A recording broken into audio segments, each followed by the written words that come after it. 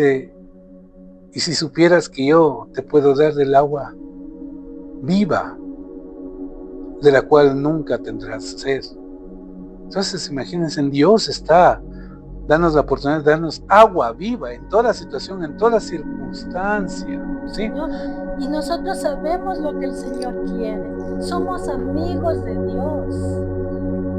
Hoy la palabra de Dios nos enseña todo eso.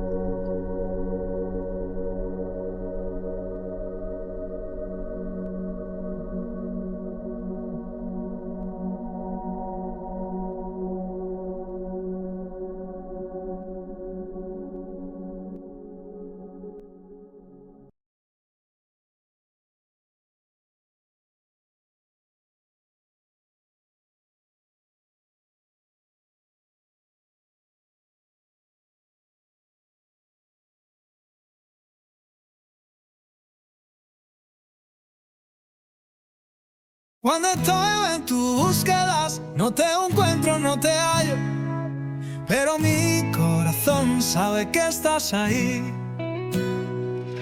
Te busco en el norte y me encuentro en mis afanes, afanes de búsqueda de poder. Creo que lo que yo quiero es tu voluntad. Me voy al sur y la tribulación me oprime. El dolor me hace ver que no hay nada más aquí.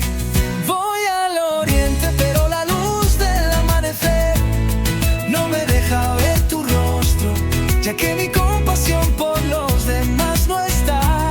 Y me voy al occidente y no veo más que oscuridad. Te busco, Señor, ¿dónde estás? Te busco, Señor, y mi corazón se aflige.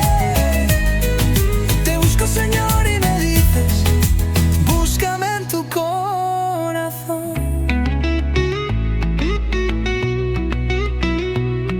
Cuando estoy en tu búsqueda, no te encuentro, no te hallo, pero mi corazón sabe que estás ahí. Te busco en el norte y me encuentro en mis afanes, afanes de búsqueda de poder. Creo que lo que yo quiero es tu voluntad. Me voy al sur y la tribulación me oprime. El dolor me hace ver que no hay nada más aquí. Voy al oriente, pero la luz del amanecer no me deja ver tu rostro, ya que mi compasión por los demás no está. Y me voy al occidente y no veo más que oscuridad. Aprendí a verte, padecía cuando estuve en el desierto. Aprendí a verte con las lágrimas y dolor. Aprendí a verte cuando sanaste mi corazón. Aprendí a verte cuando dejé todo lo que pensaba en mi alrededor.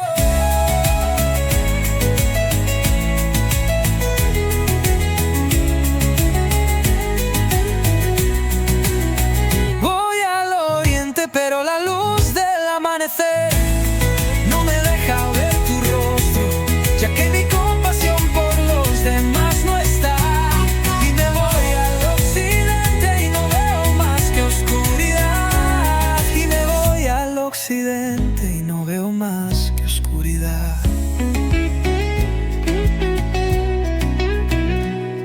Aprendí a verte, padecía cuando estuve en el desierto.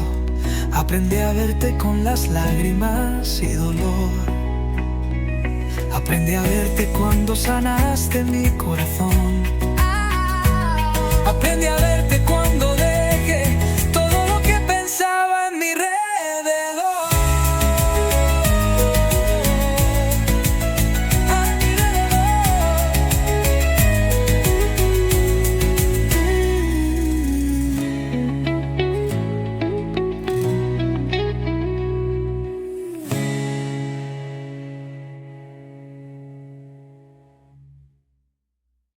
Ahora sí. Tengan buenos días todos ustedes, todos los que nos ven. Buenos días, buenas noches, buenas madrugadas. Amén y amén y amén. Como ustedes han de haber visto en la invitación que les pasé, decía claramente la invitación, estoy extraviado, te busco y no te encuentro. Y justamente en relación del videíto que acabamos de ver, que yo expuse, ¿no? Que te busco en el norte, pero en cierta manera los afanes de poder no me dejan verte, no te puedo encontrar cuando tengo los afanes de poder. Te busco en el sur y en cierta manera el dolor, la opresión, la tribulación no me permiten ver más allá de mis narices. Te busco en el oriente, pero como decía la canción, la luz del sol no permite verte, ya que mi compasión por los demás ya no está. No somos compasivos y te busco en el occidente y solo veo obscuridad. Bueno, como tema de la canción estuvo perfecta y en realidad es lo que a veces nos pasa y por lo general cuando tenemos frustraciones, tribulaciones, problemas terribles, perdemos el rumbo, perdemos ese norte, ¿sí? Y en esta enseñanza quiero enfocar lo que Dios hace en relación de su justicia, porque a veces creemos que la justicia es lo que nos llena a nosotros, lo que nos satisface, y no es así, y no es así. Dios tiene previsto nuestro caminar y con esto comprobamos y podemos dar como hecho de que el determinismo es real y estamos para cumplir un propósito que Dios nos puso en esta vida. Amén. ¿Estamos hasta ahí? Bueno, no espero aburrirles mucho, vamos rápido y nos enfocamos en que la vida es un mar de vicisitudes, ¿sí? Han visto que nuestra vida es un mar de vicisitudes y a veces estamos caminando por un rumbo y de pronto las circunstancias nos cambian, nos dejan sin piso a veces, ¿no? Y a veces esa situación es mejor preferible tener momentos de tribulación para estar agarrados de Dios que tener momentos de vana paz que nos pueden alejar de Dios, ¿sí? Y estas vicisitudes nos hacen que cosechemos mayormente frustraciones. Y pónganse a analizar desde que fuimos niños, siempre hemos tenido frustraciones de todo tipo, ¿sí? Inclusive cuando éramos niños, cuando nos hacían bullying, teníamos frustraciones con los compañeros. De pronto en nuestra carestía, en ciertos casos, cuando los niños a veces son crueles, decían, mi papá me compró esto, mira, y tú no tienes lo que yo tengo. Causaba frustración, ¿sí? Y nos vamos a meter un poquito en la psicología para entender un poquito lo que nos frustra y lo que nos anhela y que nos lleva a cumplir metas y lo que nos lleva a las necesidades. A veces cumplimos necesidades, pero a veces creamos otras. Y nos basamos naturalmente en un psicólogo que se llama Abraham Maslow, ¿sí? Que plantea la famosa pirámide de Maslow, en donde enfoca el principio de las necesidades. Y como seres humanos vamos construyendo más necesidades en relación de lo que nos proyectamos y de lo que queremos. Y eso es lo que nos hace ir, en cambio, en sentido inverso a lo que Dios quiere. Y eso ya vamos a analizar. Comenzamos con la base fundamental, que son las necesidades fisiológicas. ¿Y qué son las necesidades fisiológicas? Son fundamentalmente la existencia de nuestra vida, lo que nos ayuda a existir. Respirar, comer, ¿sí? Hacer todas las cuestiones fisiológicas, inclusive en lo que es lo reproductivo, aunque eso pasaría a otro tipo de necesidad, el descanso. Después de una jornada tenemos que de ley descansar, tenemos que dormir, ¿sí? Entonces son necesidades que las cubrimos a diario. Y como seres humanos, por lo general, ¿qué cubrimos primero? La necesidad de comer, sí, la básica. Si no comemos, estamos hechos pedazos, ¿ya? Pero una vez ya como dice, con la barriga llena, ya pensamos en otras cosas, ¿no? Y si nos vamos a la cuestión antropológica, los seres humanos, cuando empezaron la vida, nos estamos saliendo un poquito de la religiosidad, ¿sí? En realidad.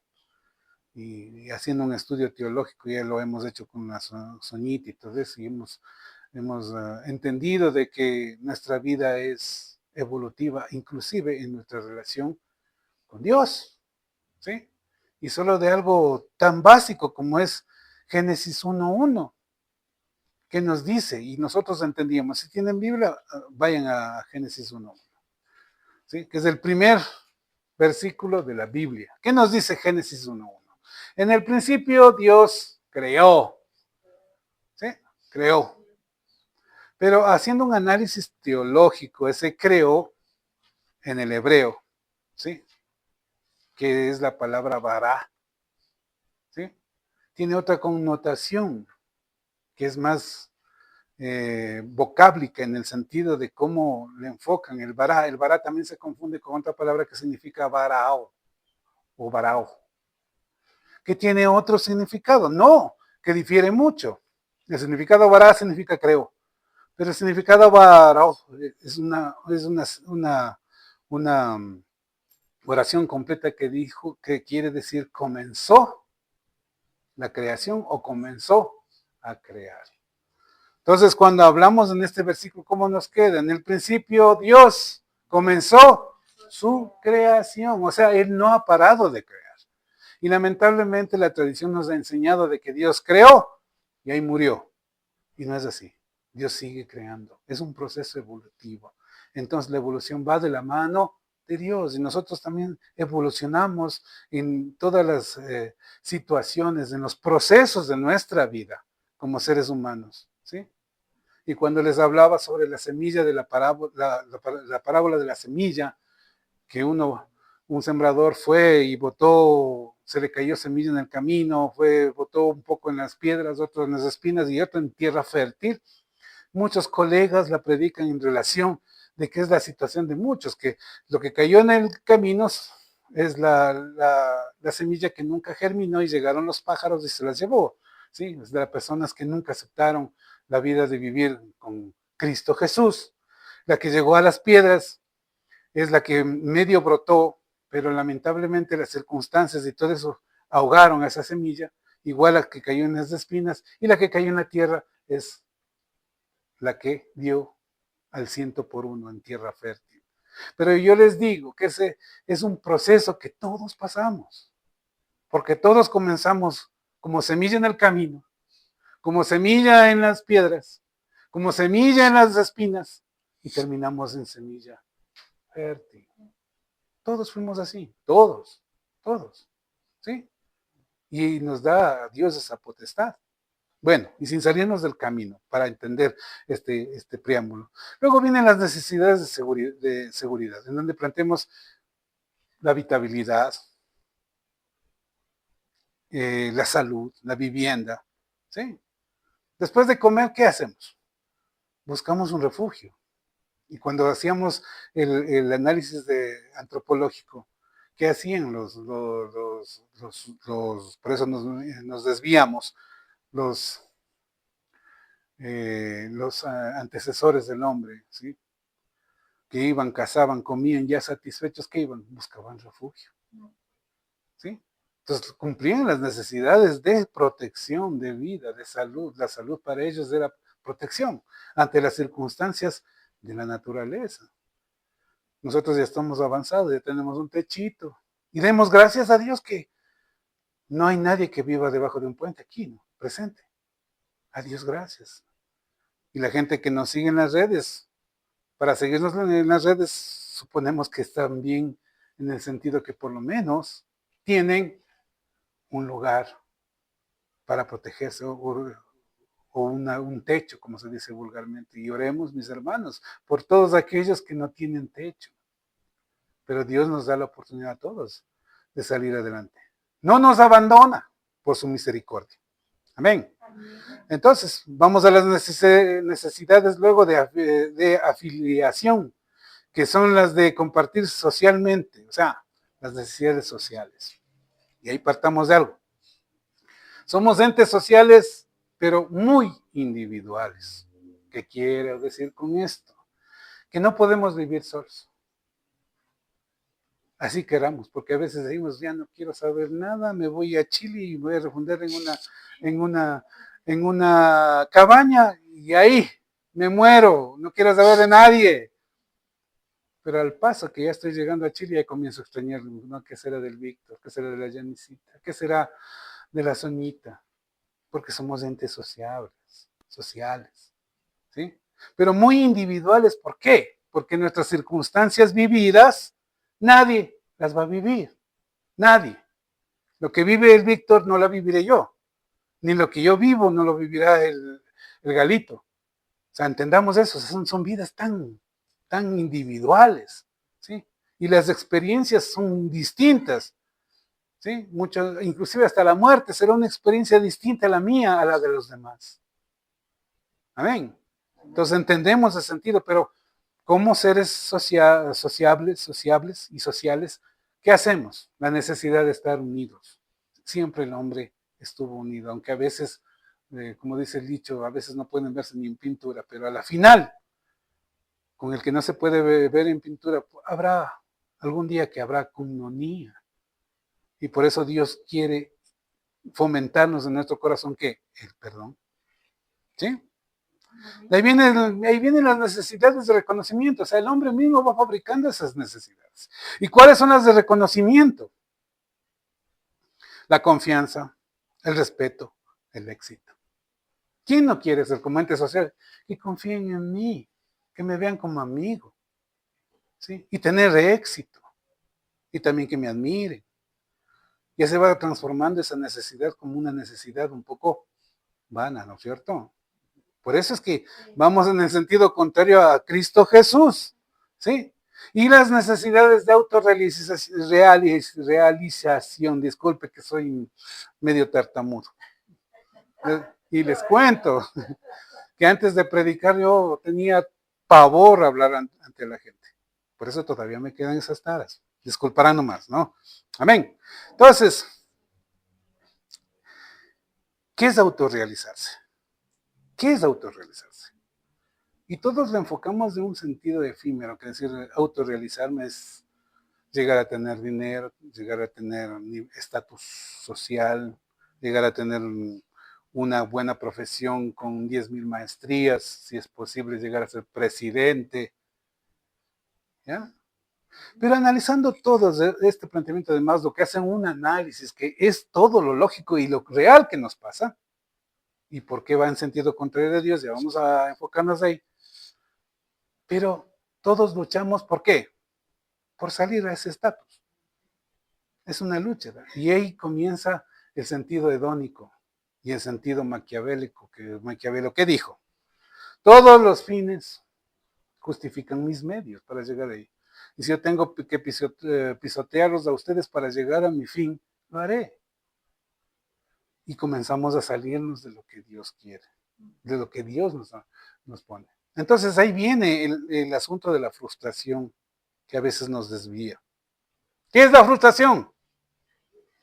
Es un estado emocional que surge cuando una persona experimenta un obstáculo que impide el logro de un objetivo o la satisfacción de una necesidad o deseo.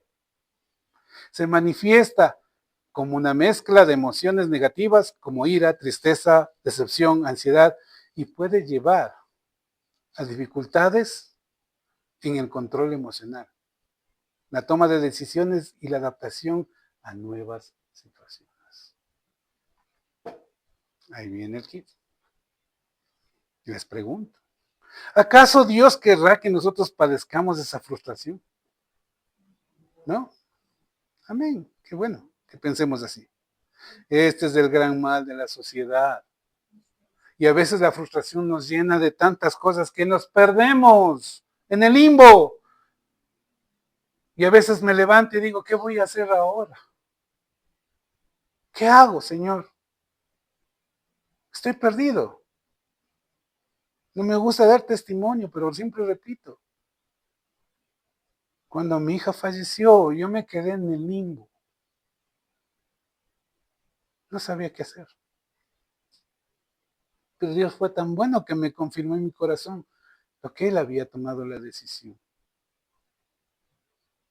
Y para mis colegas que a veces predican la prosperidad, no es que la justicia de Dios se proyecta en lo que yo quiero o lo que queremos, porque Dios no es un Papá Noel. Él nos da cosas por su voluntad, porque nos ama. Pero yo no les puedo decir, mis hermanos, de este momento declaro en nombre de Cristo Jesús que todos serán millonarios y sanos y todo lo demás. No, amén. Dios lo hará porque los ama. Dios les sanará porque los ama. Y si no lo hace, es porque tiene otro cometido. Otro cometido. Entendamos bien eso. Y nos vamos a Filipenses 4, versículo 6, para entender un poco qué es lo que quiere Dios. Y el apóstol Pablo, por revelación de Cristo, nos dice, no se preocupen por nada. En cambio, oren por todo. Díganle a Dios lo que necesitan y denle gracias por todo lo que Él ha hecho. Esto está en la NTV. ¿Sí? Por todo lo que Él ha hecho. ¿Qué nos está poniendo el apóstol Pablo cuando hablaba en la iglesia de Filipos? No se preocupen, no estén afanados. Y ese es el peor karma que tenemos, de estar afanados. No me salió esto, no me salió esto otro. Tal vez Dios no quiere que nos enrumbemos en lo que nosotros hemos pensado. Y quiere algo mejor. Y a veces pensamos que lo que Dios quiere es peor y que lo que queremos es mejor. No. Entendamos que la voluntad de Dios es buena, perfecta y agradable. O sea, nos va a gustar la voluntad de Dios. Sí. Y a veces preguntan, pero mi hermano, no tengo esto, no tengo otro. No es necesidad de tener. No hablamos de conformismos. Hablamos de que confiemos en Dios. Él quiere que confiemos, porque dice que un hombre sin fe no agrada a Dios, dice eso en Hebreos. ¿No es cierto? ¿Por qué no agrada a Dios? Porque no confiamos en Él. Y la confianza se da en todo sentido. Y les cuento, siempre había un testimonio de cómo somos todos, de un pastor, hombre de Dios, llegaba con su carro, por decir, al Quicentro Norte, que a veces no hay ni parqueadero. Entonces entra al túnel y todo lo demás, y ve que todo está copado y la gente comenzó a ir allá, pero en cantidades industriales. Comienza a orar y dice, Señor Padre, ayúdame a encontrar un parqueadero. Cuando un carro sale por ahí y le deja librecito. Y este pastor, en vez de decir gracias, lo que dice, Señor, deja nomás, encontré uno. O sea, somos así, entendamos, o sea, nos ganamos la victoria uno mismo, no. Señor, deja nomás, ya tengo un parqueadero. Cuando Dios mismo nos da el parqueadero, y así somos. Señor, deja nomás, ya tengo un negocio abierto. Señor, deja nomás, ya tengo trabajo. Señor, deja nomás, ya tengo esposa, ya tengo todo. Pero ¿quién te dio todo? Amén. Nuestro objetivo es prioritario. Caso contrario, mi vida es irrelevante. ¿Sí entendemos eso? Pensamos que es nuestro objetivo, o sea, tengo que cumplir. Si no cumplo, mi vida no sirve para nada. Y ahí viene la frustración. La justicia del hombre va en la dirección de lo que queremos. La justicia de Dios va a lo contrario. ¿Qué dice Dios? Deja de ser para que los demás sean. Que fuéramos toda la humanidad así, de dejar de ser, de no preocupar. Cuando Atún dice, ay, Dios mío, no puedo dejar de ser yo y le voy a poner a hacerles a China. Y China dice, no puedo dejar de ser yo y le voy a fregar al Atún. Y comienzan las guerras y todo lo demás por intereses. Por intereses. Intereses sobre lo que es verídico, el amor, la empatía. ¿Qué dijo el Señor? Amaos los unos a los otros. ¿Se acuerdan cuando hablamos de los dones de Artaban en Navidad? De que Artaban se había gastado todas sus piedras preciosas en salvar a los pobres. Y cuando llega Cristo, él decía, yo soy indigno de estar delante de ti, porque a todos mis dones me gasté. ¿Pero qué le dijo Cristo? Me diste de comer, me vestiste, me diste de beber, me diste vivienda. Pero yo no he hecho nada por ti, Señor. ¿Por qué me dices eso? Porque todo lo que has hecho por mis hermanos, lo has hecho por mí. ¿Se dan cuenta? Si fuéramos todos así, viviríamos en el paraíso. Y eso viene desde la tentación de Eva, que quiso ser como Dios y tener el conocimiento del bien y del mal. Así somos. Amén. Entonces no nos dediquemos a la justicia del hombre. La justicia del hombre es efímera. Busca su individualidad. Nosotros, en esta célula de culto, en este grupo y todos los que nos escuchan, debemos hacer lo contrario. Predicar lo que dijo Cristo. Amaos los unos a los otros. El amor de Dios. Amén. Vámonos a Job 1.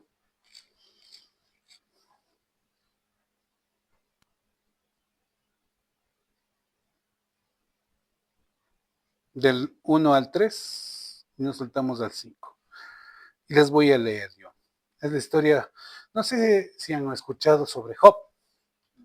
Y todo el mundo dice, es el hombre que tuvo más paciencia. Mentira. En el libro de Job, dices que tienen la NTV, van a entender un poquito mejor. El libro de Job, les digo a todos mis hermanos, enfoca la justicia de Dios. Y nos hace entender qué es lo que Dios quiere. Entonces, aquí hablemos de algunas cositas. Entonces, había un hombre llamado Job que vivía en la tierra de Uz. Era un hombre intachable, de absoluta integridad, que tenía temor de Dios y se mantenía apartado del mal. Poseía 7,000 ovejas, 3,000 camellos, 8,000 burros, 500 yuntas de bueyes y 500 burras para que puedan apacentarse con los burros. Amén. ¿Ya? También tenían muchos sirvientes. En realidad, era la persona más rica de toda aquella región. Los hijos de Job se turnaban en preparar banquetes en sus casas e invitaban a sus 3 hermanas para celebrar con ellos. Cuando en otras versiones hablan que invitaban a todos los jóvenes del pueblo. ¿Sí? Los hijos de Job se turnaban, ya estamos hablando de esto, cuando las fiestas terminaban, a veces después de varios días de fiesta, ¿sí? Job purificaba a sus hijos, se levantaba temprano por la mañana y ofrecía una ofrenda quemada por cada uno de ellos, porque pensaba, quizás mis hijos hayan pecado y maldecido a Dios en el corazón. Esta era una práctica habitual de Job. Dejémosle ahí. Cuando estamos hablando en la palabra de Dios, aunque no enfocan así, ¿no? Están hablando que los hijos se dedicaban a tener fiestas que duraban varios días. ¿Sí? Cosas vanas. Estamos hablando de la pirámide de Maslow. Para ellos un propósito era crear una necesidad de que todos les admiren. Entonces los hijos de Job querían ser admirados ante su pueblo, hacer, como decir, no sé si vieron ustedes la película Rapsodia de Queen, la historia de Queen. ¿Alguien vio? Qué bueno que no sean tan. Es una película que habla sobre la historia de Freddie Mercury. Entonces él estaba tan vacío en su vida, que armaba horrendas fiestas, invitaba, se gastaba fiestitas así la más baratita de a $5 millones. ¿Ya? Así la más baratita, porque entraron todos bacanal, con comida, con todo, con artistas, con mujeres ahí en bikini, cosas así. Sí, es que es así, pues, o sea, no podemos negar, no podemos taparnos los ojos, ay, me muero, qué vergüenza, ¿no? Y eso, bacanales más que había. ¿Por qué lo hacía él? Para llenar su ego, tenía una necesidad de que lo admire. Tenía una necesidad de que él es el chévere. ¿Sí? Pero era una necesidad fatua. ¿Ya? Y él ya cumplió sobre una necesidad básica, ya de vivienda, hasta de autorrealización. Ya fue un músico tenaz, tenía una voz, pero envidiable. Y es verdad. La canción, aunque cantan estupideces de esta canción, Rapsodia, hacen un juego tenaz de voces que nadie lo podría hacer. Claro que en la letra hablan cosas que, bueno, mejor ni hablar. ¿Sí? Sí, porque él comienza, dice, mamá, te quiero contar que he matado a un hombre y no sé dónde voy a ir. Sí, es la letra que dice Queen. O sea, ¿qué está diciendo? Y todavía no se arrepiente, en la canción no se arrepiente, dice, pero ya me despido. Obviamente que era una elocuencia que le nació en su corazón y toda la gente en el estadio de Wimbledon, donde se presentó, no con esto quiero criticar a él, ¿no? Una música, tener ahí algunas canciones que me agradan, sí, pero enfocaban y todos cantaban en Rapsodia, mamá, sí, como que eso, o sea, soy malo, mamá, soy malo, pero no me voy a arrepentir, ¿sí? Entonces él había cumplido esa necesidad, pero estaba perdido en el mundo. Entonces los hijos de Job tenían esa tendencia.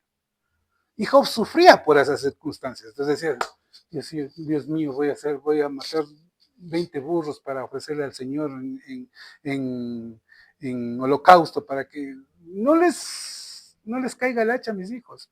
Y les cuento, mis hermanos, que la salvación es individual, pero nuestro testimonio llega hacia nuestros hijos para que ellos se afiancen en el camino de Dios. Y así quememos 10,000 burros. No vamos a hacerles cambiar, pero sí podemos hacerles cambiar con un abrazo y decir, te amo, mi hijo, y no quiero, y todas las cosas que hago es para tu bien. Amén. Amén. Vámonos a Job 1, de 6 al 12. Y aquí está en la traducción al lenguaje actual, que dice así, claramente, para que tengamos en claro, porque hay mucha gente y muchos colegas que malinterpretan esta palabra. Entonces dice, el día en que los ángeles tenían la costumbre de presentarse ante Dios, los ángeles, entendamos esto, los ángeles, llegó también el ángel acusador. ¿Ya? En otras versiones se equivocan, y eso sí, pongo en tela de duda, que en muchas versiones le asumen a Satanás, pero el ángel acusador es Satán, que significa fiscal. ¿Quién es el fiscal? En una corte. Es el acusador, es el que está ahí haciendo cumplir la ley.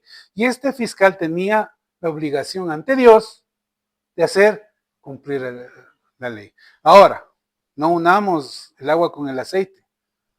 Cuando leemos las versiones anteriores y decimos que Dios conversa con el diablo, estamos hablando como que se burla de nosotros. O sea, es un complot entre el diablo y Dios para manejar como títeres a los humanos. Y no son las cosas así.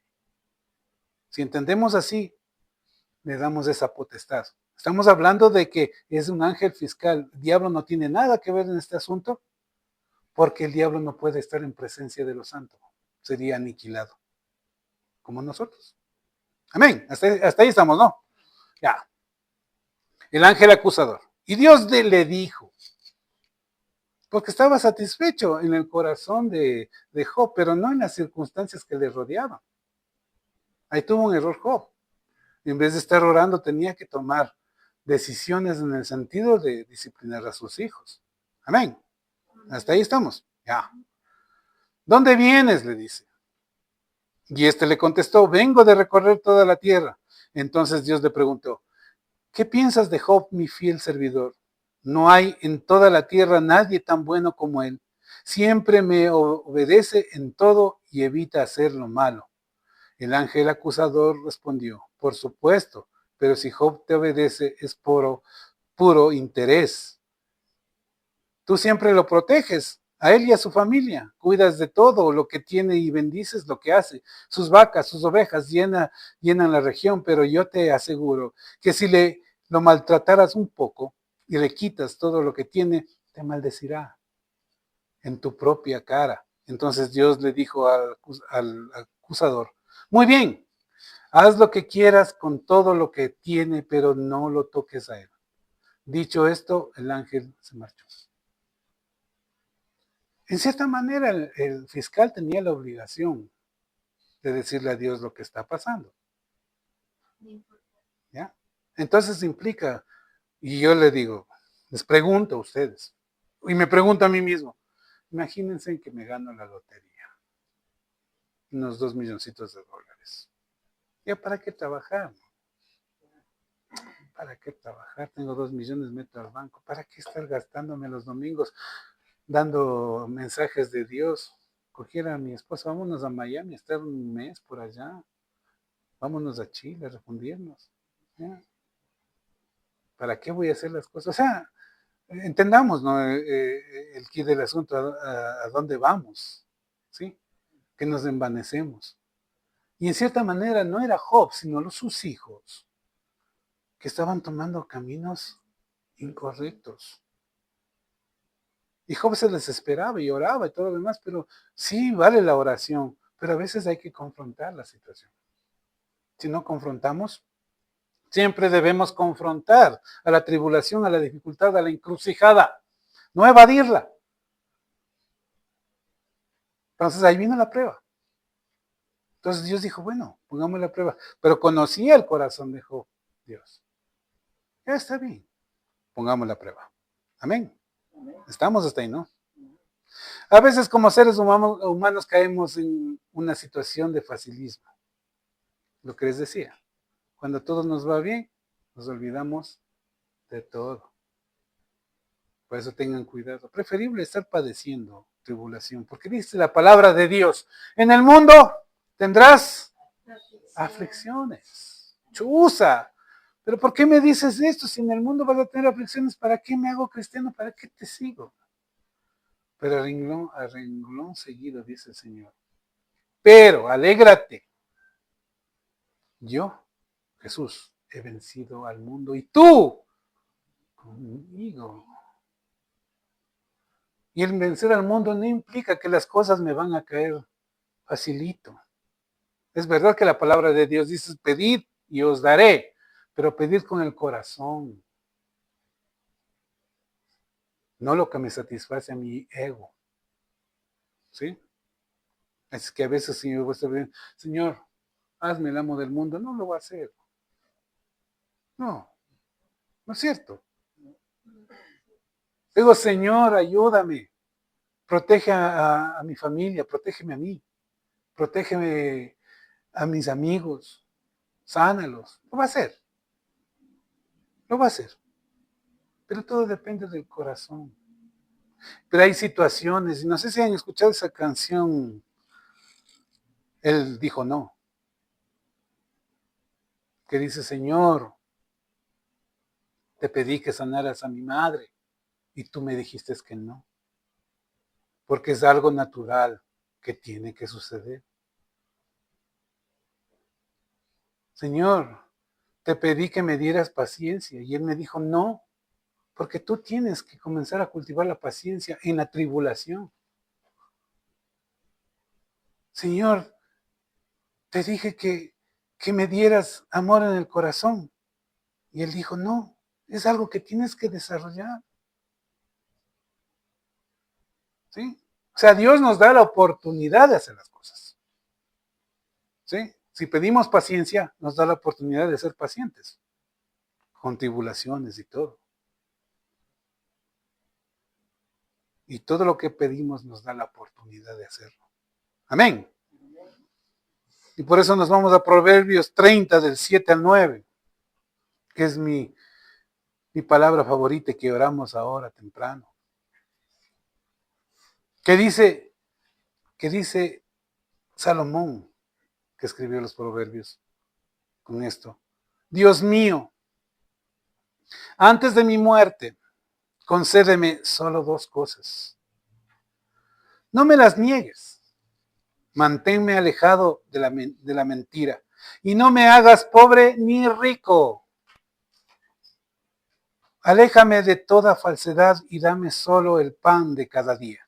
Porque si llego a ser rico, tal vez me olvide de ti y hasta me atreva a decir que no te conozco. Sí. Y si vivo en la pobreza, puedo llegar a robar y así ponerte en vergüenza. Es lo que decíamos y orábamos. Señor, no me des riqueza, porque mi corazón se va a envanecer. Señor, no me des pobreza, porque me tocará hacer cosas malas y hacer quedar mal tu precioso nombre. Dame lo justo. ¿Y qué es lo justo para Dios? No es lo apretado, sino lo holgado. Amén. Y si confiamos en Él, ¿qué mejor? Es necesario que aprendamos a padecer tribulaciones, porque eso forma nuestro espíritu, forma nuestro ser ante las vicisitudes.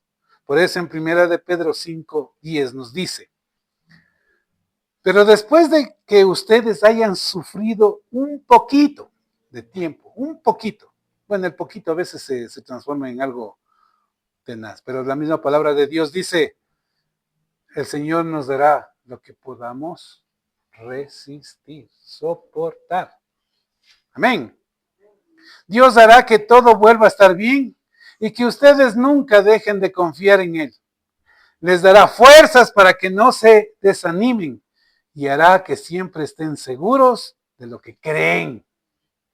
Recuerden que Dios nos ha elegido por medio de Jesucristo para que formemos parte de su maravilloso reino. Qué hermosa promesa. Pero es necesario que padezcamos un poquito para entender. Para entender. Como decimos a nuestros hijos, tienes que aprender a valorar lo que te doy. No todo viene al pan. Como les decía en la anterior prédica. Cuando era niño pensaba que la refrigeradora era mágica. Porque siempre abría la refrigeradora y había de todo. Manjares de todo. Pero no entendía que esa refrigeradora tenía que mi padre y mi madre sacarse el kilo para poder llenarla. Amén. Entonces, es el entender eso.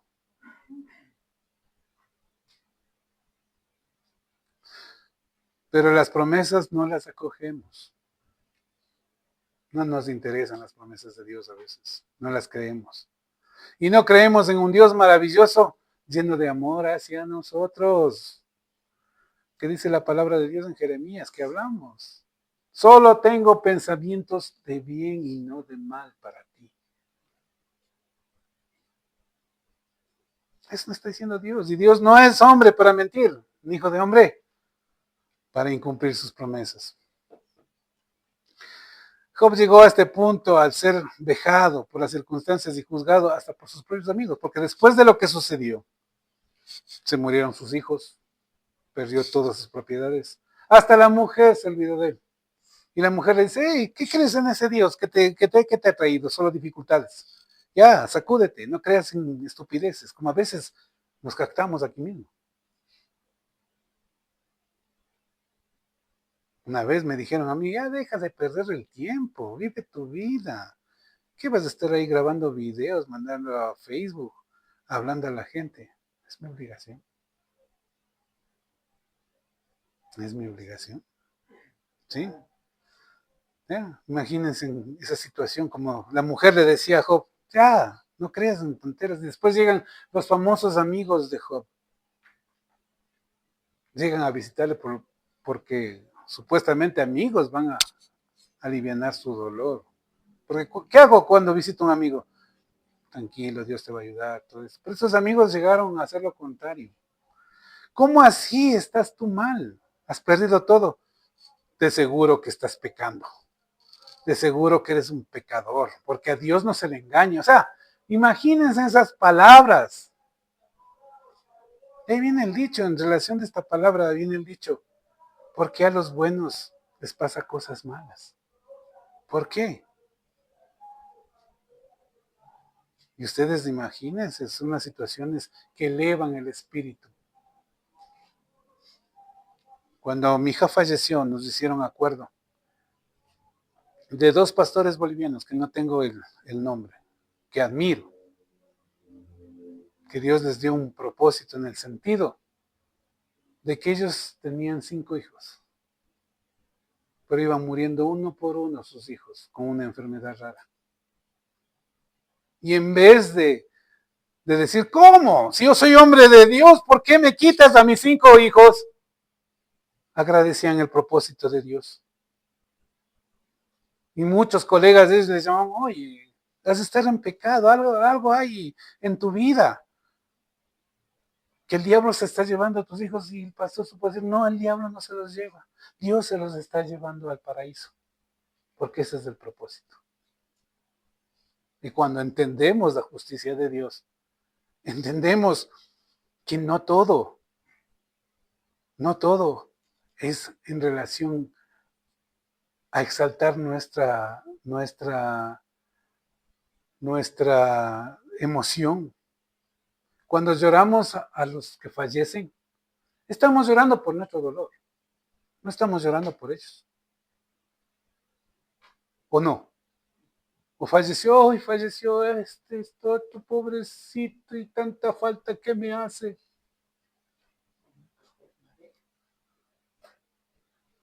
Pero no estamos llorando por el que se fue, sino por nuestro dolor. A ese punto nos lleva el egoísmo. ¿Sí? Amén. La justicia de Dios no es la que replica a favorecernos en nuestros afanes, sino más bien al cumplimiento de la voluntad de Dios. Y vámonos a Romanos 12:2. Y esto llévense en su corazón. ¿Sí? Anoten. Y hagan un devocional de esta palabra. Y dice en Romanos 12:2, no vivan ya según a los criterios del tiempo presente. Al contrario, cambien su manera de pensar para que así cambie su manera de vivir y lleguen a conocer la voluntad de Dios. Es decir, lo que es bueno, lo que es grato y lo que es perfecto. Bueno, perfecto y agradable. Si nosotros nos regimos a la justicia de Dios, nos regimos a las promesas de Dios, vamos a entender que la voluntad de Dios es buena para nosotros. Y a veces nuestra voluntad está equivocada. Y cuando algo no nos sale y quiere hacer esto y quiere hacer esto otro. ¿Eh? He visto muchos casos y oro por esas personas que de pronto no se les cumple lo que ellos quieren. Hay muchas personas, me voy a ir a vivir a Europa, y total van a padecer allá hasta hambre. ¿Por qué? Por el estatus. O me voy a Estados Unidos, tengo que vivir en Estados Unidos. Es como teníamos una señora conocida que vendía chochos, y menosprecia su trabajo, vendía sus chochos. Decía, me voy yo a Estados Unidos, ya tengo todo hecho, y voy a vivir mejor en Estados Unidos. Y un día que me topé con el hijo, ¿y qué tal está con tu mamá allá en Estados Unidos? Está yendo más o menos, ¿y a qué están dedicados? A vender chochos. ¿Se dan cuenta? Lo que hacía aquí se fue a hacer a Estados Unidos. Para eso me quedo aquí vendiendo los chochos, ¿verdad? Así es la vida, a veces. Vámonos a Job 23, del 2 al 3. Y aquí viene el asunto antes de ingresar a este versículo. de que todos esos afanes, todas esas vicisitudes, todas esas circunstancias, perdemos totalmente el rumbo. Y cuando nos damos cuenta de que perdimos el rumbo, que nos levantamos y vemos que es un día más, que se vuelve a repetir las circunstancias, clamamos a Dios, ¿dónde estoy? Estoy extraviado.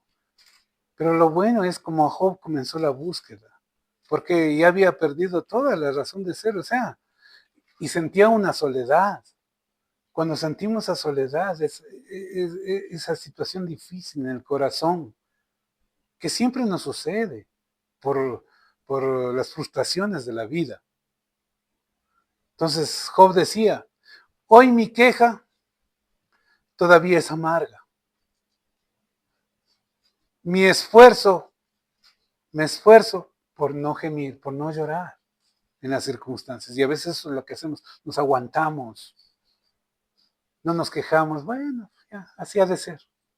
¿Sí? Si tan solo supiera dónde encontrar a Dios, iría a su tribunal. Pero su tribunal no implica de que eres un juez perverso que esté ahí esperando, bueno, ¿qué hiciste vos? No. En el hebreo, tribunal tiene una connotación distinta. Tribunal significa el acogimiento en mis brazos. Cuando un padre le toma a su hijo y le abraza y le dice, mi hijo, ese es el tribunal. Cuando uno se descarga frente a eso, no a que le juzguen, porque uno no llega donde su padre, quita de aquí, ¿no? O donde una madre, porque hay personas que no han tenido esa suerte. Mi madre y mi padre, en mi caso, me abrazaban y lloraba con ellos. Estoy perdido, papá. Y Job hace esa alusión hacia su padre eterno. Y en Job 23, del 4 al 7 dice, expondría mi caso y presentaría mis argumentos. Luego escucharía su respuesta y entendería lo que me dijera. Obviamente. Estamos esperando de que Dios nos haga entender y nos hace entender a la postre. ¿Sí? ¿Usaría un inmenso poder para discutir conmigo? Él se pregunta. Y nos preguntamos, ¿acaso él con su poder estaría aquí para discutir y juzgarnos? Como les decía, Dios nos quiere abrazar. Él no va a ser, eres un pecador, quita de mi vista. Él te va a coger y te va a acariciar y decir, hijo mío, como el hijo pródigo. Hijo mío, te amo. Amén. No, Él me daría un juicio imparcial. Las personas sinceras pueden razonar con Él, así que mi juez me absolverá para siempre. Estaba haciendo el devocional, no sé si lo vieron, ya lo publiqué, sobre Éxodo 24. ¿Sí? Y que hacía una connotación en relación de lo que sucedió. La connotación que sucedió cuando Dios le dio las tablas de la ley a Moisés.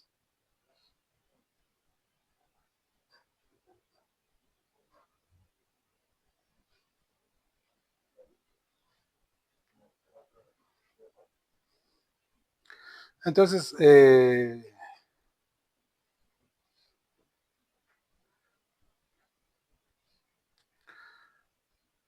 Moisés fue al monte Horeb y Dios le dio las tablas de la ley. ¿Sí? Entonces, cuando él bajó a entregar las tablas al pueblo de Israel, vio que el pueblo estaba en pleno pecado, un bacanal. Le habían perdido, habían hecho hasta un borrego de oro para adorarlo, porque supuestamente Dios se había apartado. ¿Qué hizo Moisés? Rompió las tablas. Pero en este versículo del Éxodo hace una relación después de lo que sucedió y que la tierra se tragó a todos los que ofendieron a Dios. Dios mismo permitió ven con Aarón y sus hijos y los 70 ancianos líderes del pueblo de Israel. Y yo me dejaré ver. Entonces los ancianos y el pueblo de Israel, ¿qué dijeron? Dijeron 3 veces, vamos a obedecer al Señor. Vamos a obedecer al Señor. Vamos a obedecer al Señor. ¿Y qué dice en la palabra de Dios en el Sermón del Monte? Bienaventurados los puros de corazón, porque ellos verán a Dios. Entonces imagínense, Dios se presentó y comió con los 70 ancianos. Vean, en Éxodo 24, ¿sí? Por su pureza en el sentido de aceptar las situaciones, no porque no hayan sido pecadores. Todos fuimos pecadores, pero Dios nos permite de que nuestra pureza entre al aceptarlo a Él. Y es lo que quiere este momento, que aceptemos sus circunstancias.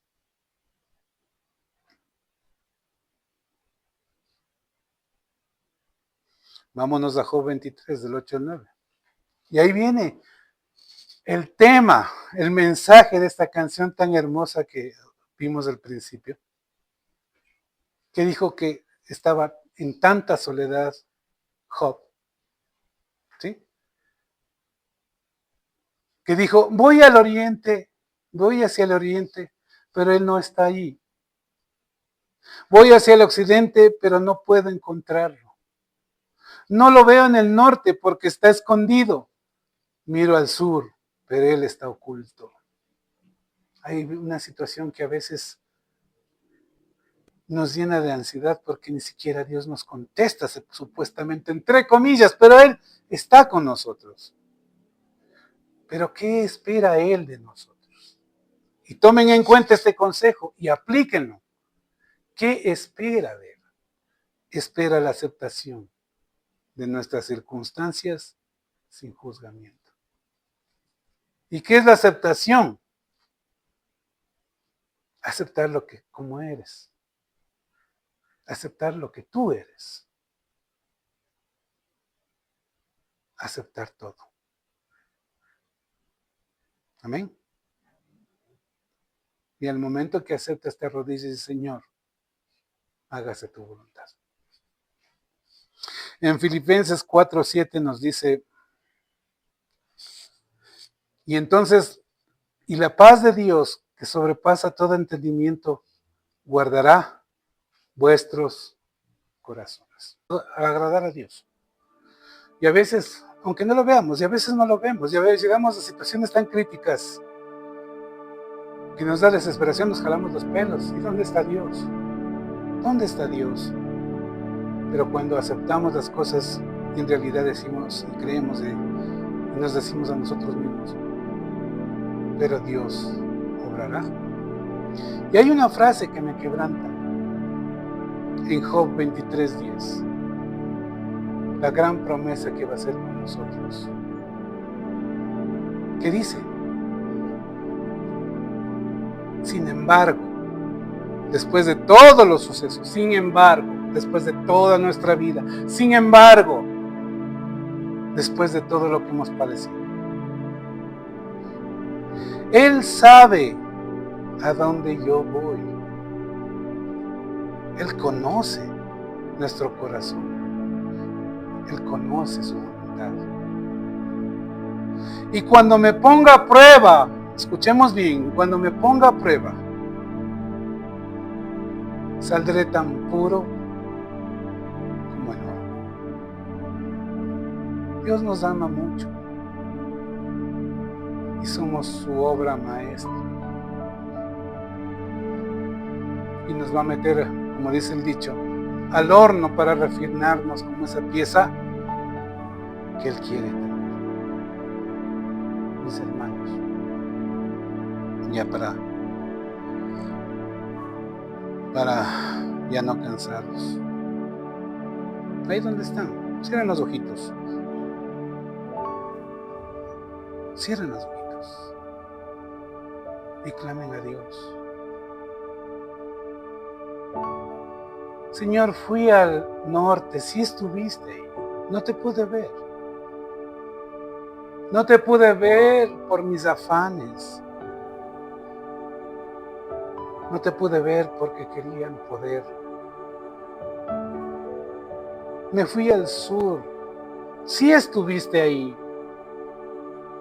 No te pude ver por mis aflicciones, por mi tribulación, por mi dolor. Fui al oriente, pero la luz del sol en el alba no me permitía verte, pero sí estuviste ahí.